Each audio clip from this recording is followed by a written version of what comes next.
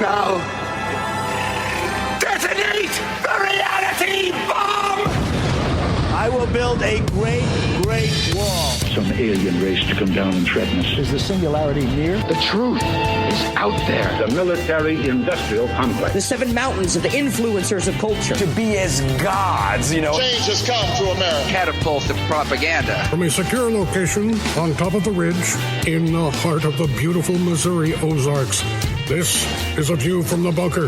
Now, here's Derek Gilbert. Young people want to be part of a narrative that is bigger than themselves. That is why so many of them gravitate towards superhero movies or follow, well, stars, music, sports, whatever. Welcome to A View from the Bunker. I'm Derek Gilbert. Joining me tonight is somebody who is working to bring a more real narrative to youth. And I think this is really exciting because this is an area where we as the church have been failing. Our guest is the author of the book, Peace in Your House, Spiritual Cleansing of Life and Land. He's the founder of Sears Ministries, and we'll talk a bit about that over the course of the next, 45 minutes to an hour. And he has developed a youth curriculum based on the work of Dr. Michael Heiser, the Supernatural Worldview Youth Curriculum. And we are honored to welcome Doug Overmyer back to A View from the Bunker. Doug, welcome. Hey, it's good to be back. And I have to give credit because you're the one who put that opening line in my mind just before we started here. It's like, oh, that's better than what I was going to say. So I'm just going to steal that and then give credit to Doug on the backside. Yeah, kids do want to be part of a bigger narrative, which is why we see so much content put out there for junior high and early teens aimed at making them identify with heroes. And I'm thinking now of superhero movies, the Percy Jackson series of novels, which has now been expanded out from the Greco-Roman pantheon to include the Norse pantheon, another series with the Korean pantheon, another one with the Mayan pantheon, another one with the Indian pantheon. And of course, all of those protagonists are early teens or preteens who discover that they're special, which of course is hitting kids right where they live at that age. And yet there's a story that we have between the covers of the Bible that we have not been delivering to them because we're either giving them little flannel board Noah and his ark and cutesy animals, or we're just telling them to sit down and be quiet during the sermon and just really not making the story relevant to them. How does this, Doug, try to bridge that gap and fill that need? Well, for several years ago, I was in youth ministry. I'm not in youth ministry anymore, but I was in youth ministry for, 5 or 6 years. And during that time, I would get the curriculum from our church to teach.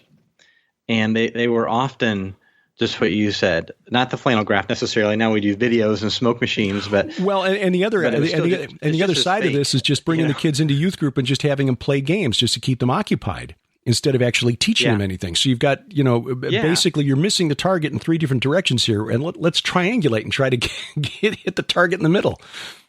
Well, a lot of youth group is, here, be good, now go play a game. Right. And what they'll do is they'll grab some story out of the Bible and they'll say, hey, look at Abraham, man, when he had a chance to sacrifice, he obeyed God to sacrifice his son. So be like that.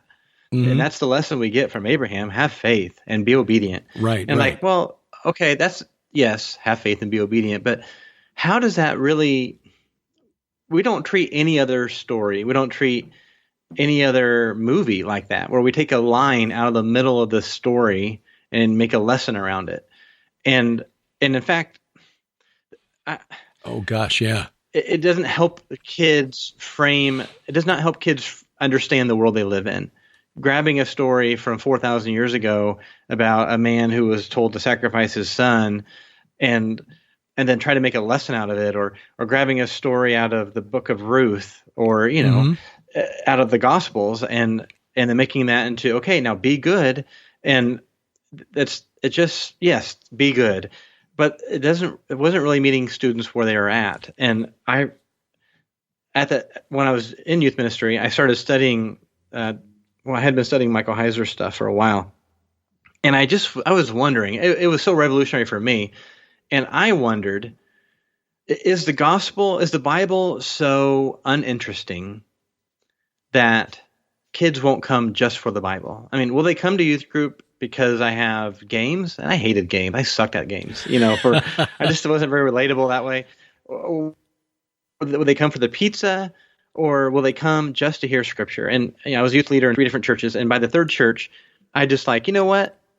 My third youth group, I started with 5 students, and I basically said, I'm going to just try to teach the overall story of the Bible. And here's where I got the idea. It wasn't just from Michael Heiser. Michael Heiser helped us understand the supernatural worldview of the biblical writers. But the book of Acts, when they go around teaching the gospel, what do they use? I mean, I don't know about you, but I've heard people say the Old Testament's not relevant anymore. Oh, Old yeah. Testament, Well, you got some megachurch. Have you heard that? Megachurch pastors saying that, yeah. Yeah. And, so we just focus on Jesus. It's all about Jesus.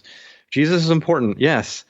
And how did the people in the book of Acts preach the gospel? What was their reference? What was their gospel? And if you just look, I wrote it down. I just went through quickly earlier today. In the book, in Acts chapter 2, 3, 4, 5, 7, 8, 10, 13, 14, 16, 17, 18, and 26, the gospel is presented through the Old Testament. Every one of those chapters, they present the gospel through the history of Israel, or in one case, when he's talking to the Gentiles, he skips the history of Israel, but he kind of goes to Genesis 1 through 11, where the nations originated from. I mean, every example of the gospel being taught is the Old Testament. And they had that supernatural worldview. And so I thought, you know what? Can the Bible stand up on its own? Or do I have to, be super cool and hip, uber culturally relevant to attract them? So what I started doing is I just started teaching. I tried out these messages where I would try out, divine imager stuff. What does the image of God mean? You are the image of God. And let me tell you something, Derek. Kids are being fed an identity in school. And in my third youth group, I had kids who were coming to school who their identities were so messed up. They thought they were struggling with transgenderism. So you talk about wanting to be part of a narrative bigger than themselves. The whole school districts now are, and not just the school, the students all over the place are being taught to encourage. If you are a male and you think you're a girl, then that is a big. Here's the narrative that is saying.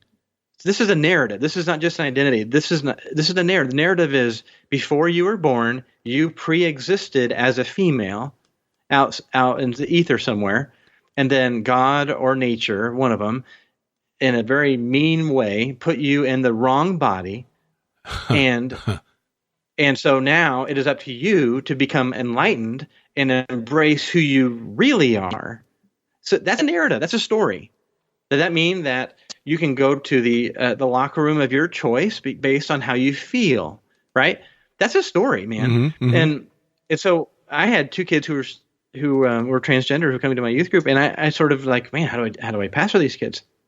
Well, how I pastor them is through identity. Genesis 1.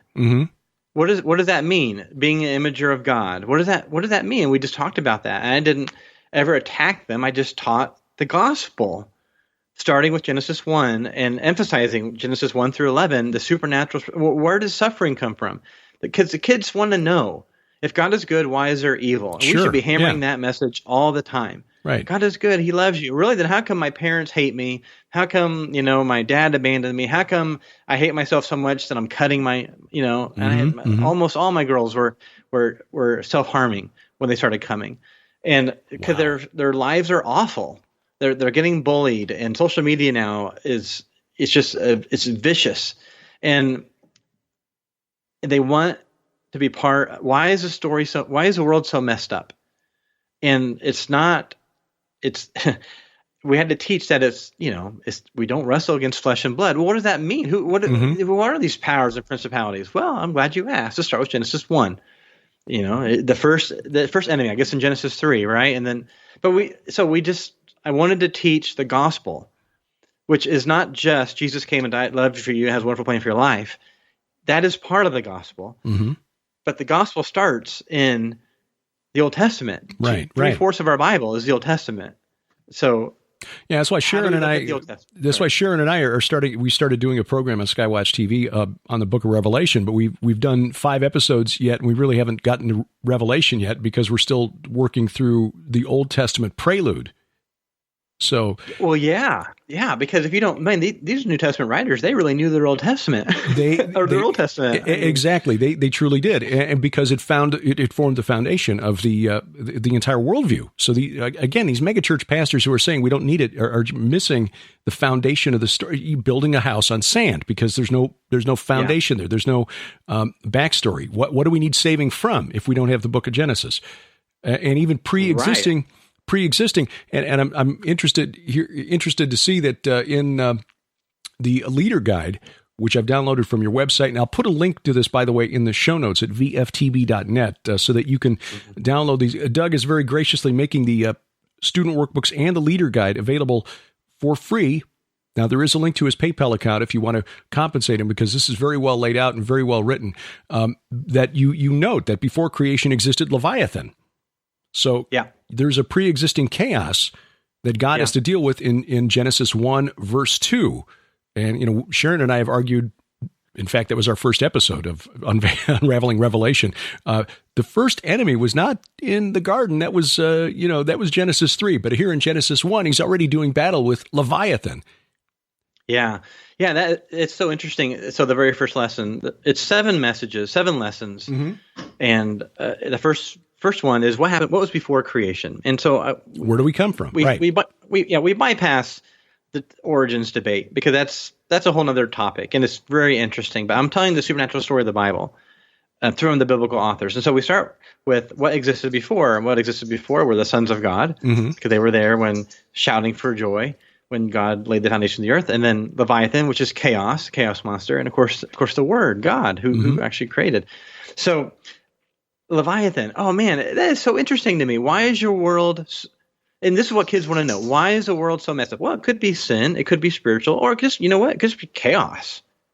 Maybe it's just chaos. Maybe that's what's going on. Maybe the reason your brain is these kids who are struggling with different mental illnesses. Maybe it's a spiritual. Maybe it's just chaos. Mm-hmm. Who knows? But we are now equipped with a narrative to understand that, the natural order of creation. And what is our role as God's imagers is to bring order to the chaos according to God's will. Mm-hmm. And I when I first taught about Leviathan, not first taught, but I taught about Leviathan in this third church. And one of the teenagers was a pastor's kid. And the pastor, he gave me a lot of freedom to do what I wanted to do. But the kid came home, and he was one of those wild middle school kids, just kind of crazy and just had a hard time sitting still and paying attention, and was always, rather annoying. But anyway, he went home super excited, apparently talking about Leviathan, and went right to his Bible and was like looking for the different references in the Bible about Leviathan. And my pastor came to me and said, "Well, Doug, so-and-so came home and he was pretty excited about your message about Leviathan, but he got some of the aspects wrong. He was looking through the scriptures and pointing out the things about Leviathan, but he didn't get all the theology right about this chaos thing. Do you really think we should be teaching advanced theological concepts to teenagers?" and I said, when's the last time he came home excited about the Bible? Mm-hmm. Well, never. When's the last time he dove into scriptures on his own, looking up references? We said, well, never. I said, man, it took me 30 years to even hear about Leviathan. It's okay if he gets some of it wrong. Mm-hmm. We're not messing up the Jesus part. We're forming a worldview, and it's totally fine if we don't get all the aspects of it right. Mm-hmm. As long as we get the Jesus part right. Yeah.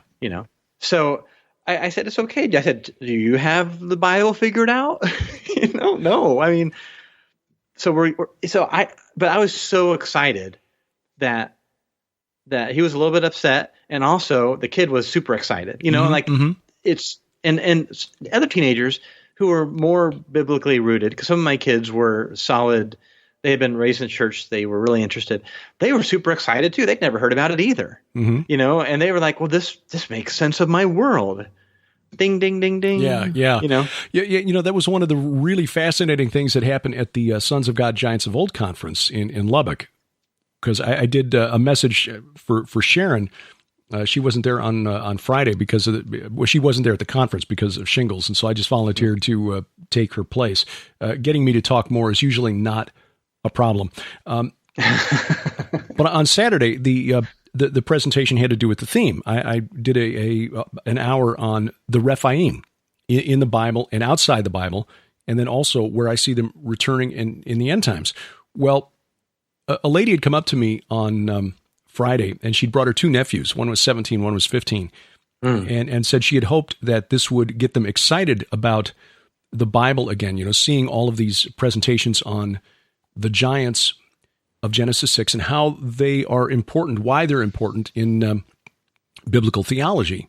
And when you've got a guy there like Dr. Gregory Reed, who's an expert in satanic ritual abuse, and last week's guest here on A View from the Bunker, explaining that these are the problems in the world today caused by the spirits of these things that were destroyed in the flood. And then my talk was on the cult of the Rephaim by the ancient Canaanites around ancient Israel and how those were the heroes that were later worshipped by the Greeks and Romans. Suddenly, the 17-year-old perked up, and he spent like the entire next break, like the 15-minute break between my talk and the next one, asking me questions about how it related to Greek mythology, because he was fascinated with Greek mythology. Like, there's the point of reference. Our daughter loved Greek mythology when she was a kid. Why aren't we teaching this in our churches to our youth? Because they're hearing this stuff in school. Yeah. We're not showing it, Hercules? Yeah, but he was one of the Nephilim. He was one of those guys. Like, what? Yeah. It's so good. One of the lessons, and so it's 7 messages. I do have videos where I teach through it. But obviously the people have the leader guide so they can teach through it themselves. But one of the suggestions for the Genesis 11, for the Tower of Babel situation, whenever God disinherits the nations, and I give I learned this by trying it out. I'm like, okay, we acted it out in the youth group. And I said, okay, let's pretend like I'm Yahweh and y'all are building your tower. I said, all right, enough's enough. And I had like 5 students. One of them I picked to be Ra. One of them was Baal. One of them was Marduk, And I said, okay, you don't want to follow me? Fine. You can just go on your way. Hey, Marduk, come over here. All right, you 4 students, you're going to be under Marduk. Go off and go create your own little nation. And of course, my dog decided to grab something that's really loud. Let me go get this thing from my dog real fast. No worries. Right. The funny thing is I'm hearing the footsteps in the background. I'm wondering if it's Sam walking across our hard surface floor outside my office here, which is one of the reasons that we're going back to doing a pre-recorded podcast instead of doing the live podcast every week, because you never knew when that scheduled break was going to happen. Sam would often decide that the break would, okay, I know you've only been back in this segment for 5 minutes, but it's time for another break, like right now. So no worries. That's her way of looking for the show. Anyway, so you get the point. Yeah, I grab Ra, and I say, all right, you students, you're under Ra, and I go off. All right, now all the students have been assigned to different gods. I'm going to create a new nation. I'll call that nation Israel. And the kids are like, oh, we acted out, just acted out, and that explains so much about the world. Yeah, and explain to them now. You guys, you're not really happy that this new nation, and they're not very big. So now you're going to try and come and destroy this kid who I've decided is Abraham. Yeah. It could really make sense of the Old Testament. Especially when you pick these mythological gods that you say, okay, Zeus, and the people, they've heard of these people, right? And it's like, where did I said, this is the Old Testament explanation of where the other gods came from. Now, I explain that these are actual entities. These are our spirits. Are they? And we get, as you know, we get hung up on that God word.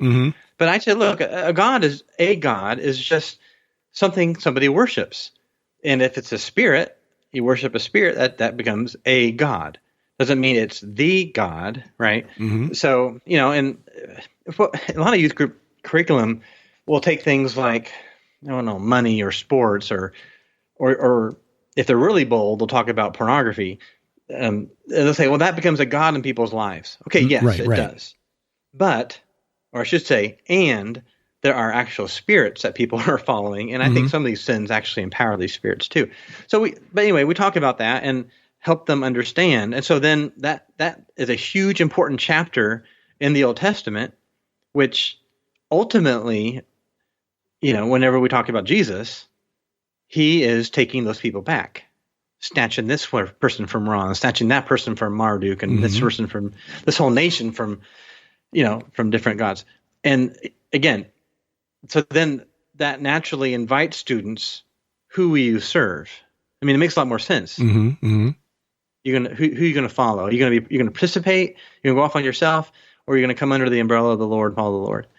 And I have to tell you, these students, they were so engaged in this series. And I taught it over and over again because I was all about identity. You get your identity, if you understand what that means and understand your identity in Christ and what that means, it's just life changed. These kids who were transgender, they stopped being transgender. The kids who were self-harming, and some of them were in counseling. So it's more than this. It's more than just the Bible. But the Bible is helpful because it gives them the right narrative, and they can choose to participate in the narrative because the biblical story is continuing today. You can participate in joining God's rule and reign in your life right now, and then now go tell someone so you can snatch them from Baal, snatch them from Satan, who's the Lord of the dead, right? Right. Snatch them from these other spirits who are all loyal to Satan, and make them loyal to Jesus. Not make them, but invite them to be loyal to Jesus, and then they sell themselves out like completely. And these kids were so excited. They'd never, most of them, none of them had heard it before, but they were inviting their kids from other youth groups to come. You got to hear this message. I mean, they were tweeting it out and putting it on Instagram. It was crazy. I've never seen so much people. They were afraid to miss youth group because they knew they would miss something. And I mean, it was awesome. The Bible doesn't need to be sexed up. There's plenty of sex in the Bible, but it doesn't need to be made sexy. No, you're right. So interesting. You're absolutely right. Sharon and I have talked about this before.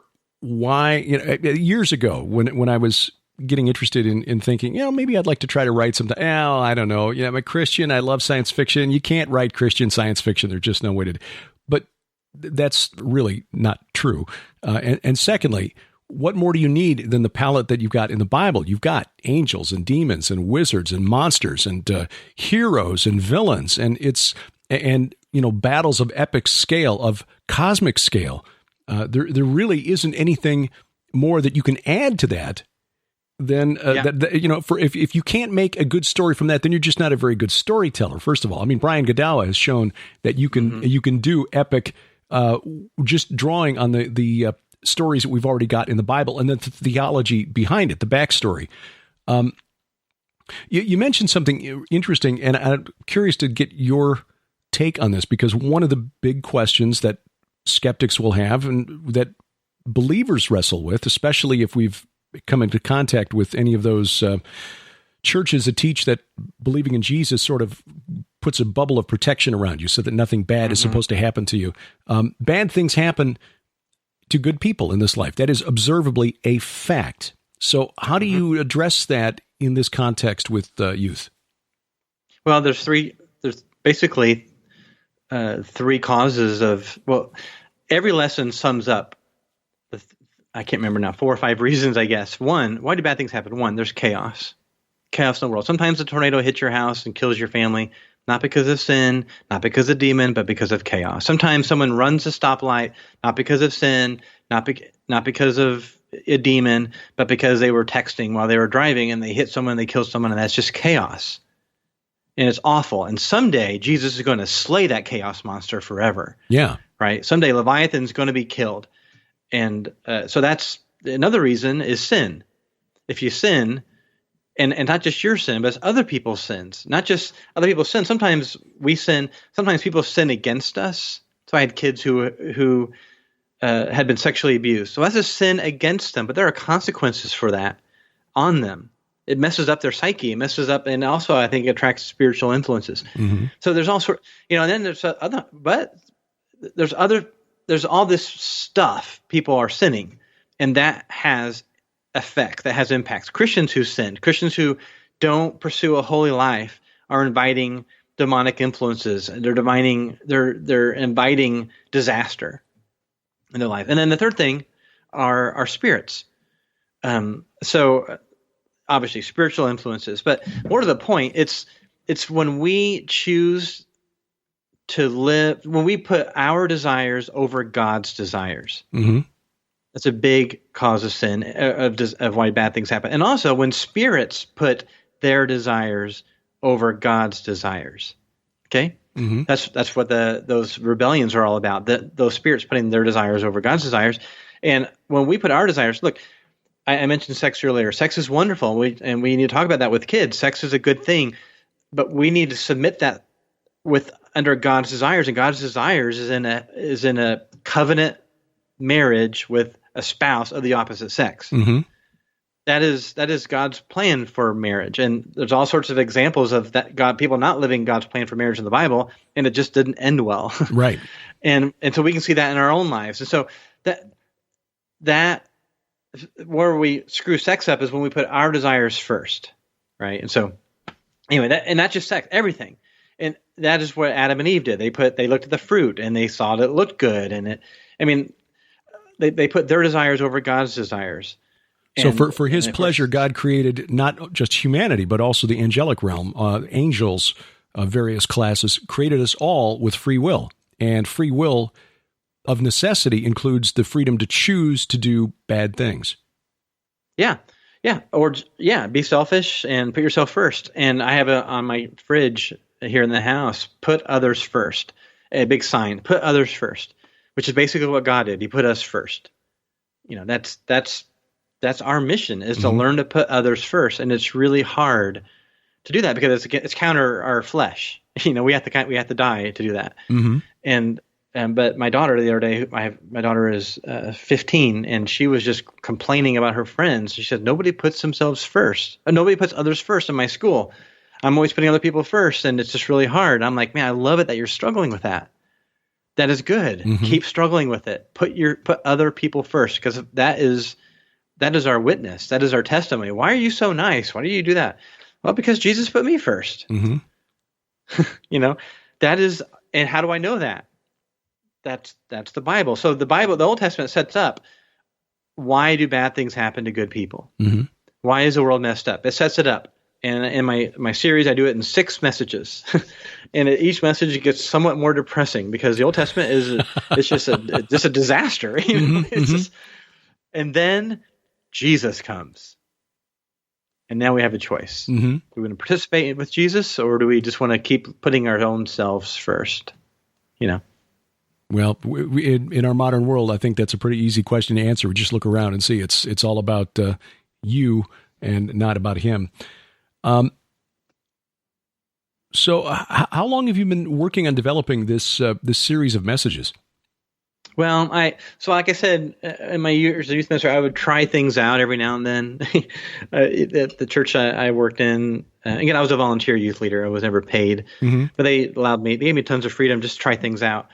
And I had this on my computer for years. For years after I left youth ministry, I haven't done anything with it. And I was actually sitting around a campfire in my current church. I was in a small group, sitting around a campfire, and some student was sitting next to me, one of my friend's kids, and he asked, do you like Star Wars?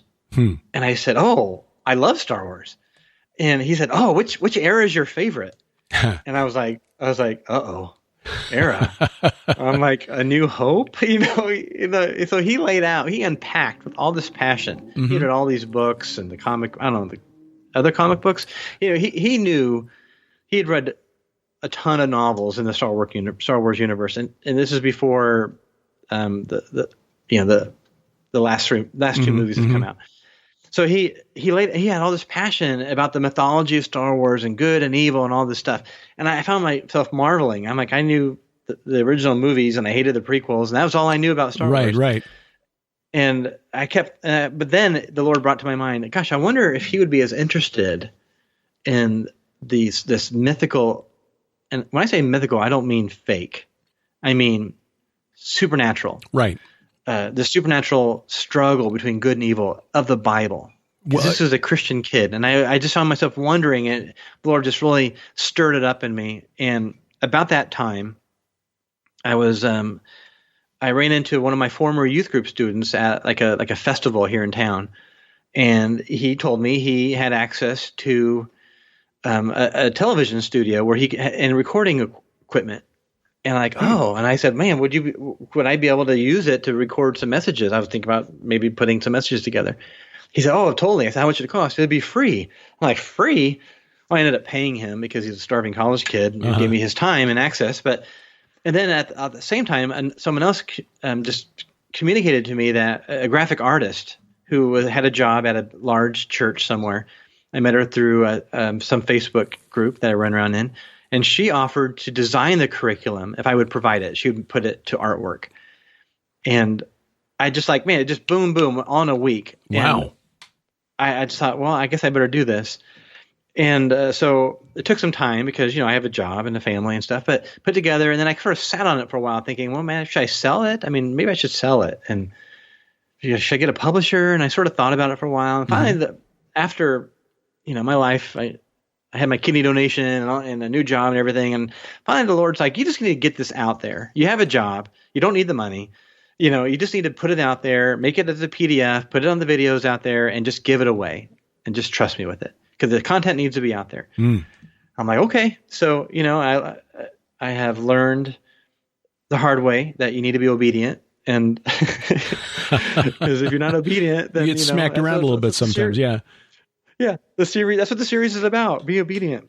Put God's desires first. So I put it out there and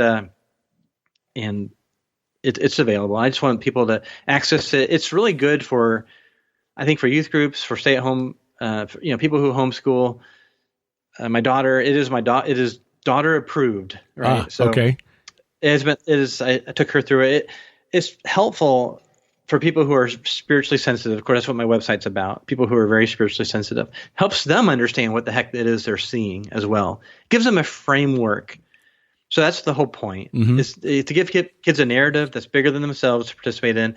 It gives people a framework to understand what is going on around them, and doesn't answer every question, but it gives you a framework to start thinking better about the Bible and about the world we live in, whether it's your school or at home or your job or the nation or the geopolitical scene. It just it's just so helpful, and it's it's Dr. Heiser's work and John Walton, who and some other people. But I've been blessed to study under some of these people, and I thought we just got to get this out in a digestible format for people. Yeah. The title is God's Story: Discovering Your Part in God's Supernatural Plan.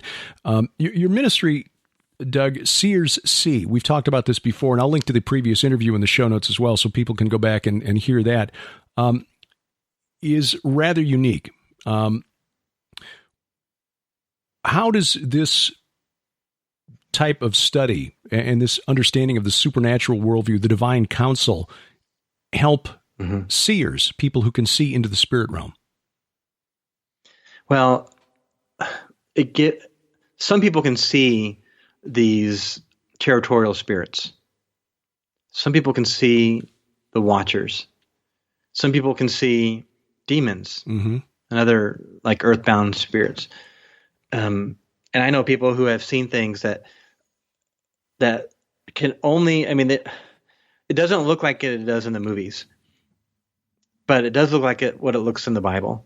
And so this divine counsel worldview gives, and it's just like there's a hierarchy. Most evangelical Christians have basically a very small view of the spirit realm. They have God and Satan and maybe angels. And it's just more complicated than that. And this divine counsel worldview helps people who see spiritual things have a true understanding, maybe not understanding, but a better view of what it is they're seeing. If we don't give it, then the New Age will. And this is what I have experienced with some people come to my website. They come out of the New Age where I've seen these things all my life. I never understood it. And the New Age took me and they warped me. And now God's rescued me. And this is helping me understand what it is I'm experiencing, what I'm seeing. And then their question is, now what do I do? I'm like, what do you do? Now you just bring God's kingdom to wherever you're at. And by God's kingdom, I mean God's rule, God's rule and reign, limiting sin in your life, helping people get sin out of their lives. because that is helping people to follow Jesus. That is what, and I don't mean just like trite follow Jesus. I mean surrendering your thinking, surrendering your house, surrendering everything. And that might mean getting stuff out of your house that is not helpful. Years ago, we talked about this in a previous show, like the Kill Bill movies. I like the Kill Bill movies, but God's like, that is awful. Why do you have that in your house? I'm like, that's a good point, Lord. And I got rid of them. You know, why am I hanging on to it? Again, it's putting God's desires over our desires. And so the ministry, the Sears thing, I have hundreds of testimonies from people from all around the world who are Christians who have never been able to talk about this, what they see. You know, these people aren't cursed. They're not pagans.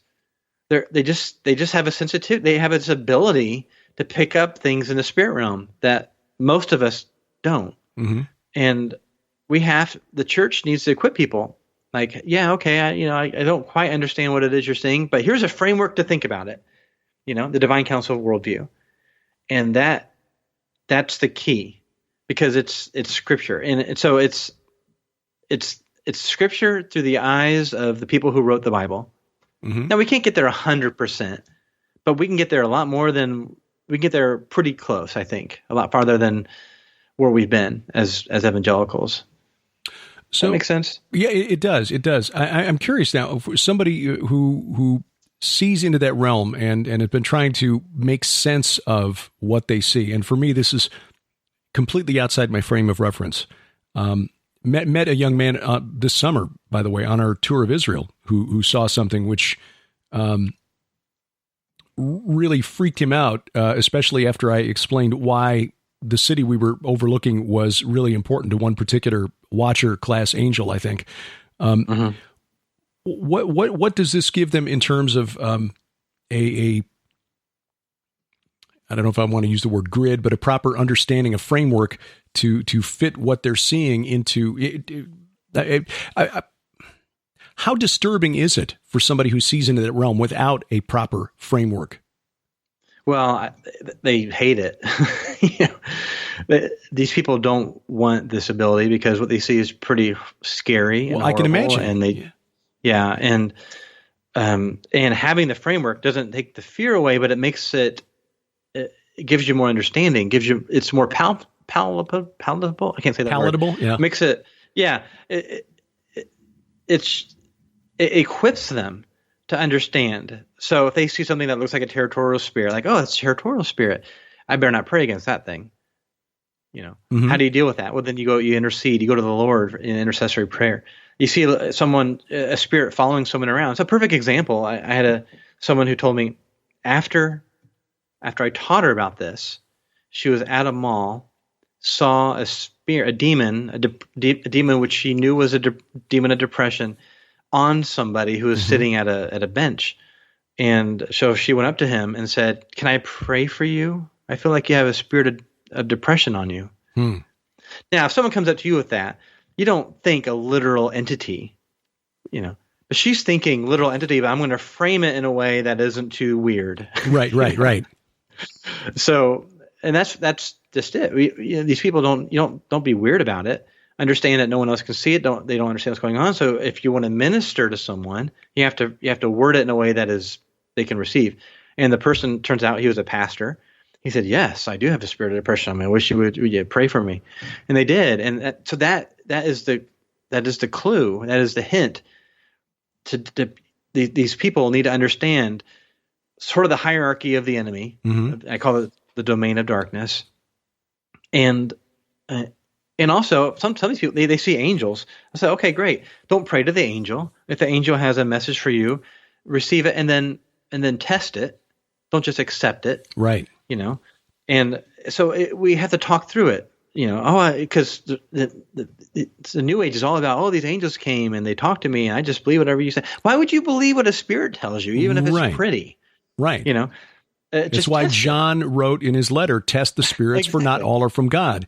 You're getting the kids understanding that they're playing an important role as foot soldiers in this war.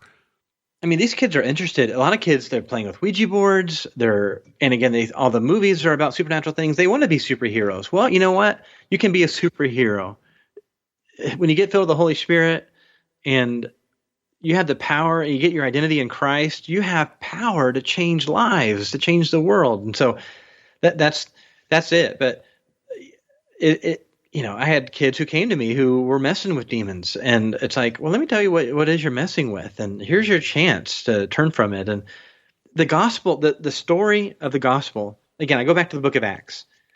Let's just do what they did in the book of Acts. They told the gospel as Jesus was the fulfillment of the promises of Israel. Jesus is the fulfillment of claiming the nations back to God.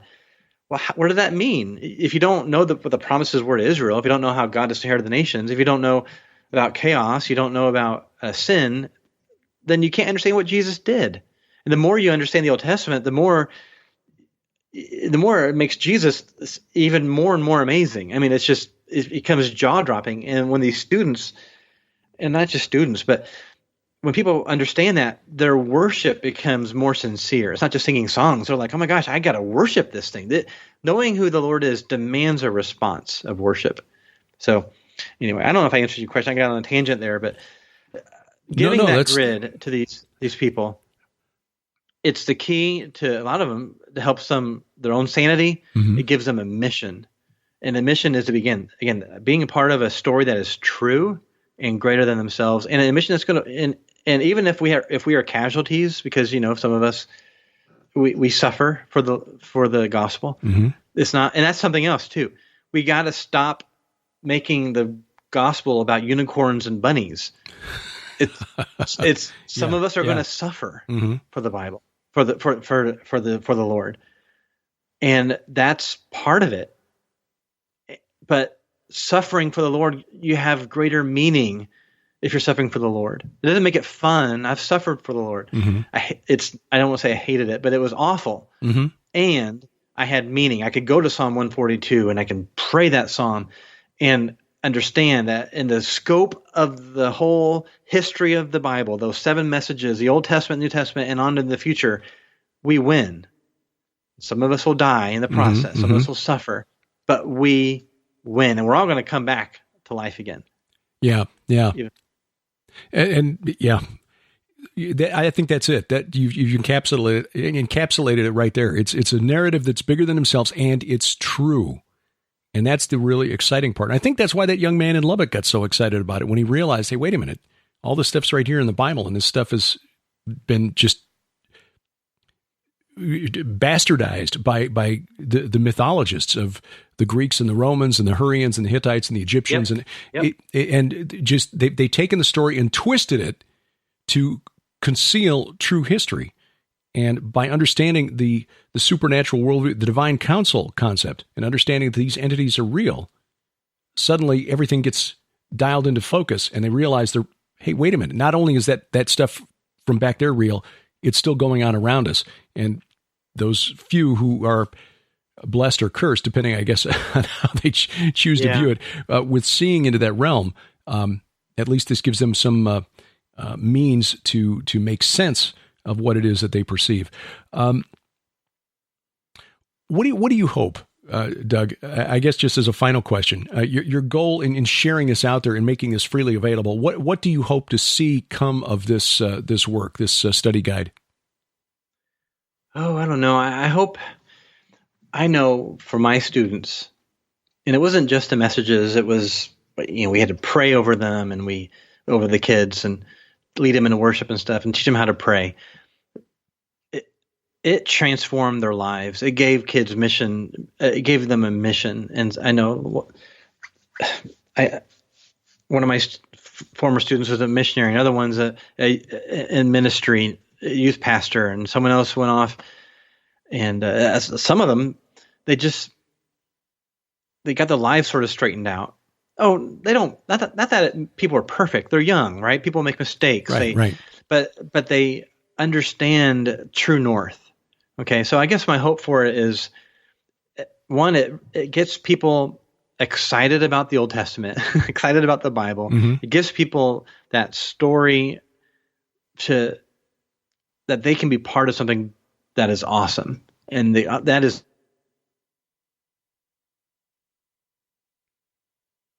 Oh, I think we lost the connection there. I'm not hearing you. Jesus. Oh, Whoops, you there?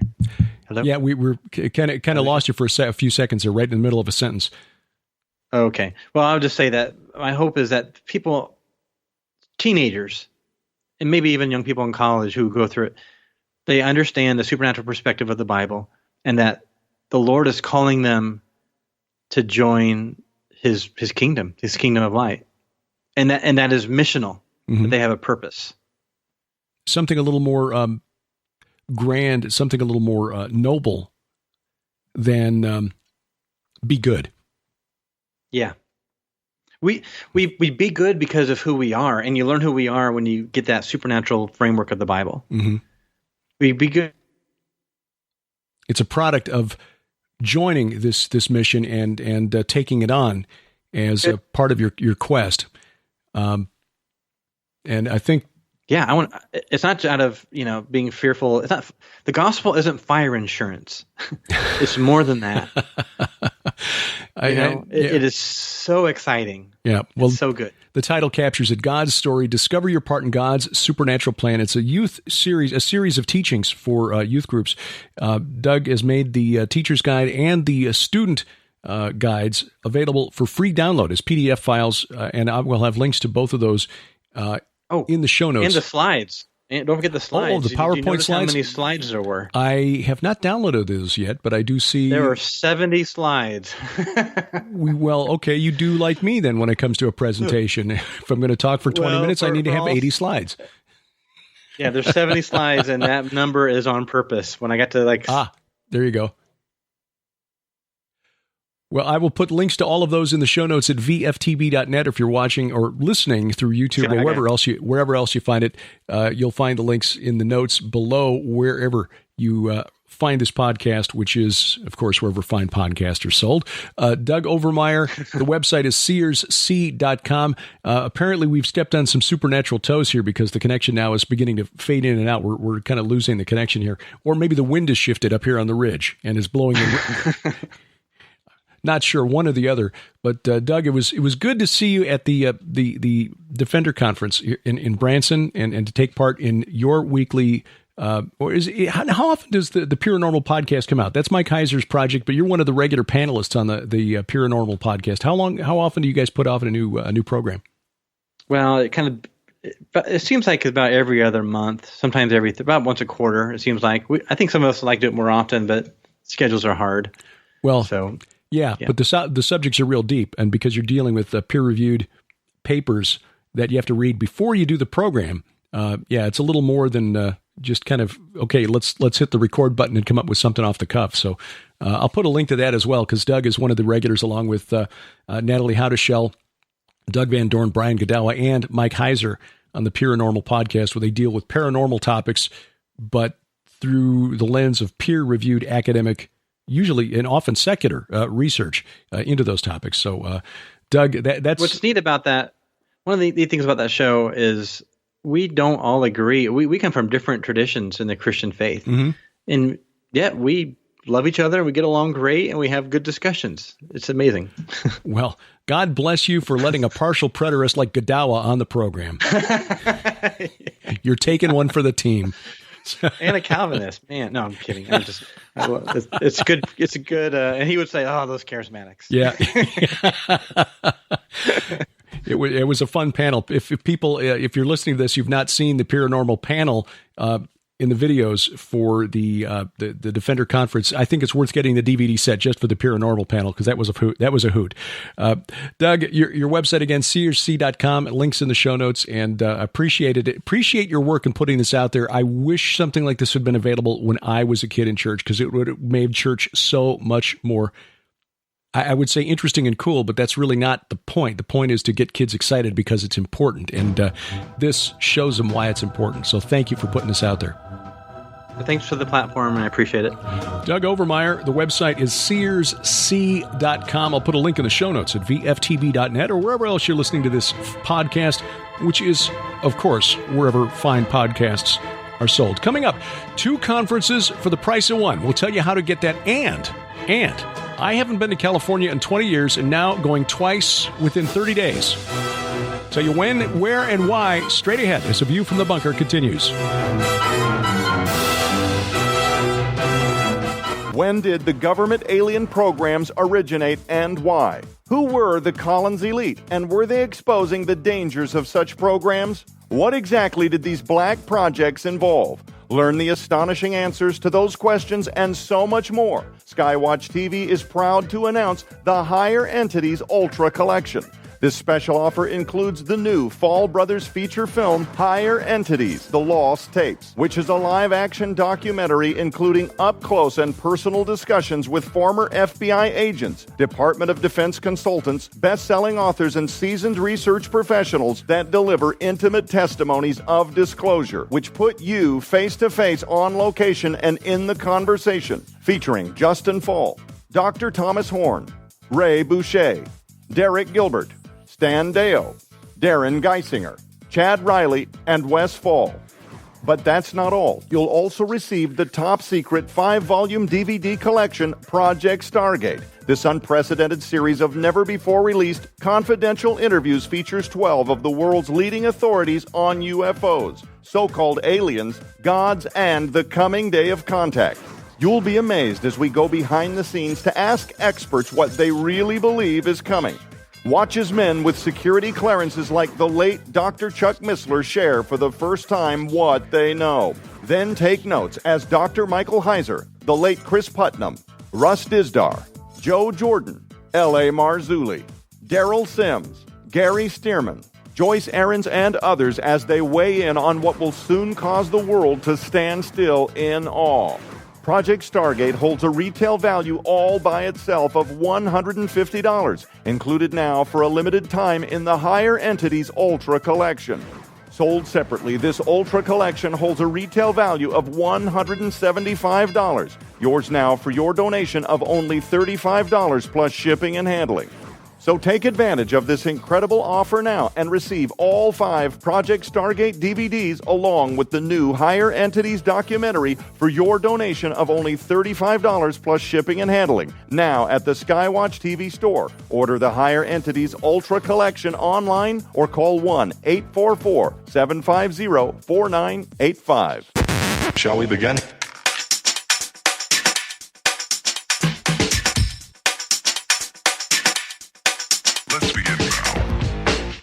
Talking the walk every Sunday night. This is A View from the Bunker. I'm Derek Gilbert. Next weekend, we talk about the biography of the Bible. Yes, the Bible has a biography. This is a new book from our good friend Doug Woodward. He is really doing some interesting work on the research behind the Holy Scriptures and how they were handed down to us. So we will dig into his new book, which is titled The Biography of the Bible, next Sunday night. That will be released September 15th.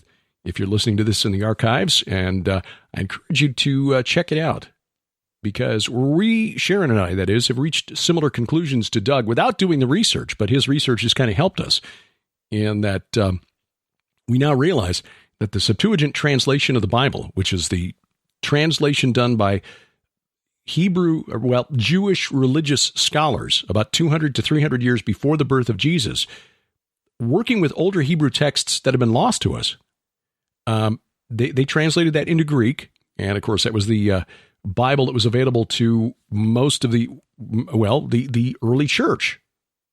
Those were their scriptures. The Greek Old Testament, translated by Jewish scholars a few centuries earlier, was the Bible of the early church. And as Doug showed in his previous book, there was an effort led by Rabbi Akiva, who is still to this day considered one of the most respected, if not revered, rabbis in Jewish history, to change the Bible, to change the Old Testament scriptures that eventually became the Masoretic text, which is what most English language Bibles today are based on. And they were changed. The Masoretic text was altered by Akiva and his followers to de-emphasize the messianic prophecies in the Old Testament. So anyway, don't miss the interview next week. Doug Woodward talking about his brand new book, The Biography of the Bible. As we record this weekend, news tweeted out Saturday night by Donald Trump, President Trump, that he'd canceled secret meetings that had been scheduled with leaders of the Taliban and the president of Afghanistan, Ashraf Ghani, supposed to take place today, Sunday, at Camp David, which purportedly would have brought an end to the conflict in Afghanistan that has tied up the United States military since 2001. I mean, think about that. Some of the soldiers who are serving in Afghanistan now were literally in diapers when we first went into that country. This, as the president himself has said, is insane. However, there was a recent attack in Afghanistan, a bombing, which the Taliban admitted to, that killed 12 people, including an American soldier. And according to the president's tweet, in order to build false leverage, the Taliban admitted to an attack in Kabul that killed one of our great soldiers and 11 other people. I immediately canceled the meeting and called off peace negotiations. What kind of people would kill so many in order to seemingly strengthen their bargaining position? Well, he has a point. But I think the bigger point here is at some point, someday, we have to bring our soldiers home. We are not going to stay in Afghanistan forever, and the Taliban knows it. Whenever he brings up peace talks, the hawks in Washington, D.C., and among the political elites start talking about declaring defeat in Afghanistan. Yeah, look, at some point, we're going to have to leave. And the sooner we leave, the better. The Russians were there a long time. They couldn't subdue the country, even though they didn't shackle their soldiers with the same kind of rules of engagement that our soldiers have been operating under. And the Russians couldn't bring the Taliban to heel. We're not going to do it either. They're like, it's like playing a deadly game of whack-a-mole. You may get one here and one there, but they're always going to pop up somewhere else. And at some point, you have to go home. And the moles in the whack-a-mole game will still be there. So just pray for wisdom. This is why the older I get, the more I realize that when you're a kid, at least in my generation, and moms and dads would encourage us to study because, you could grow up to be the president someday. Thank God that was not my calling. I understand why some Christians had a real problem voting for Donald Trump because of his past and because of his personality. He can be abrasive. He can be obnoxious. He can be, in some of his tweets, nasty. But I'm not sure that a nice guy would survive as president of the United States. I mean, I think from what I've heard, what I've read, Vice President Mike Pence is a nice guy. If he should succeed President Trump, who will win re-election in 2020, by the way, just pray for our leaders, regardless of political party, regardless of their political leanings. Just pray for our leaders. That is biblical. And you don't know that, but by praying for even the most left-wing politician, the Holy Spirit might work on him and work some change. You just never know. So, well, we've got a heck of a schedule coming up, Sharon and me, that is. The next 5 weeks, we're going to be traveling quite a bit. First off, the 2-for-1 conference. This is this coming weekend. As you're listening to this, September 13th through the 15th, 2019. It's the True Legends Conference in Branson.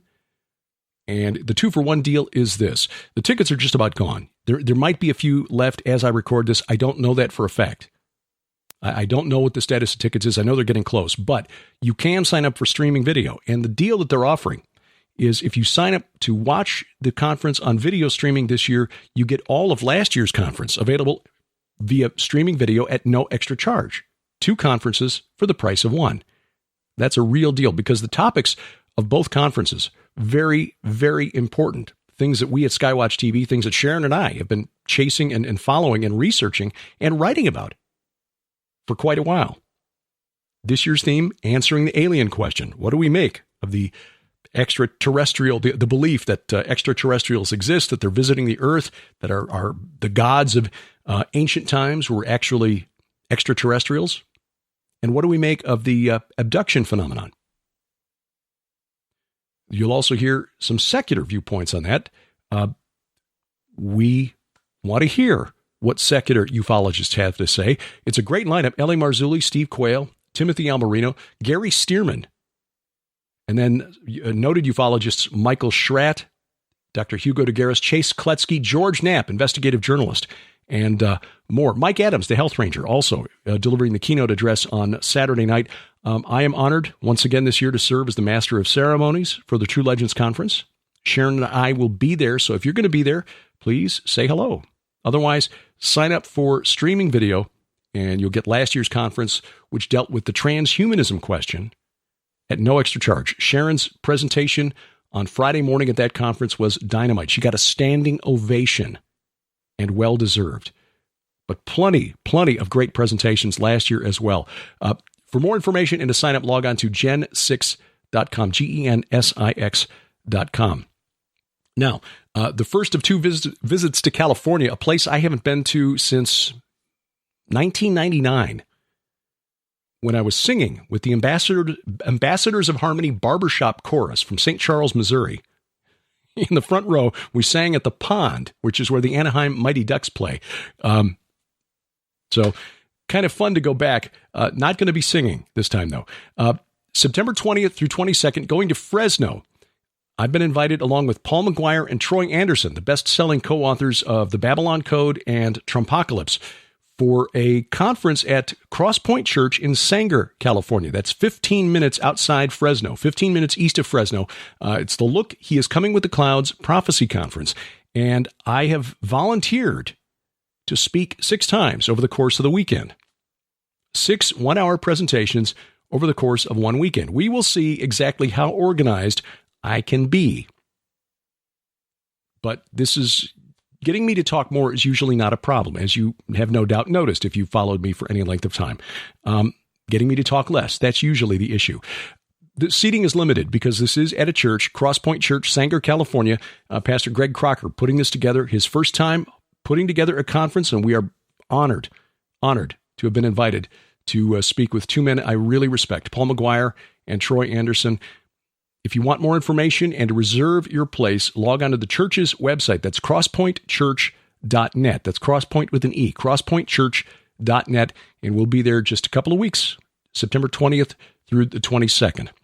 We traveled to San Antonio the first weekend in October for the first Unsealed Scroll Prophecy Conference. Sharon and I honored to be a part of this gathering. This is going to be amazing. Rabbi Jonathan Kahn, L.A. Marzulli, Bill Salas, Jim Barfield, the director of the Copper Scroll Project, Paul McGuire, Pastor Billy Crone, Pastor Casper McLeod, Pastor Carl Gallops, Messianic Rabbi Zev Porat, and then Sharon and me. Oh, yes, John Schlitt providing music, worship music by John Schlitt of Petra. You can't miss this. It's at the Grand Hyatt down on the Riverwalk in San Antonio. Use the promo code Gilbert20. It saves you 20% on any of the tickets. Sharon and I will be speaking at a special speakers luncheon on Sunday.